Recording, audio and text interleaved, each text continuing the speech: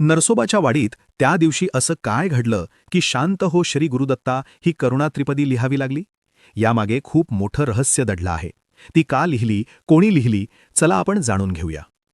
खूप वर्षांपूर्वीची गोष्ट आहे. तो काळ होता महाराष्ट्रातील पवित्र तीर्थक्षेत्र नरसोबाच्या वाडी येथे. दत्त महाराजांची पालखी मोठ्या भक्तिभावाने प्रदक्षिणा घालत होती. ढोल ताशांचा नाद, दिगंबरा दिगंबरा श्रीपाद वल्लभ दिगंबराचा गजर आणि भक्तांच्या डोळ्यात अपार श्रद्धा. पण अचानक क्षणातच सगळं बदललं.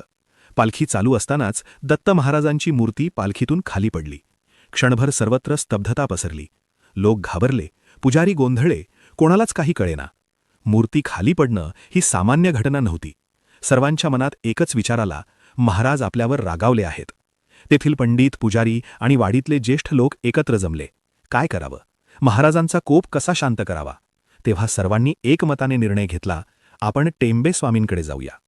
सर्व भक्त टेंबे स्वामींकडे गेले. तेव्हा टेंबे स्वामी गाढ ध्यानात बसले होते. सर्वजण शांतपणे त्यांच्यासमोर बसले.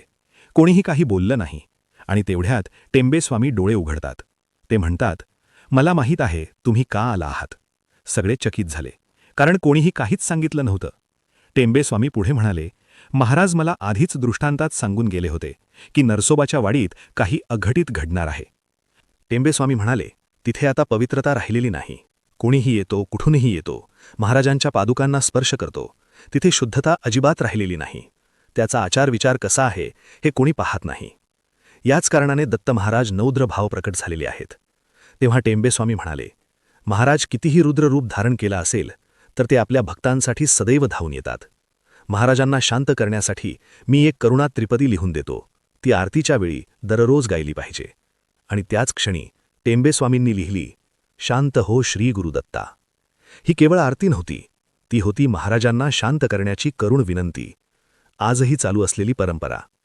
तेव्हापासून आजही नरसोबाच्या वाडीमध्ये आरती सुरू असताना 3ऱ्या क्रमांकाची आरती, शांत हो श्री गुरुदत्ता, ही दररोज गायली जाते.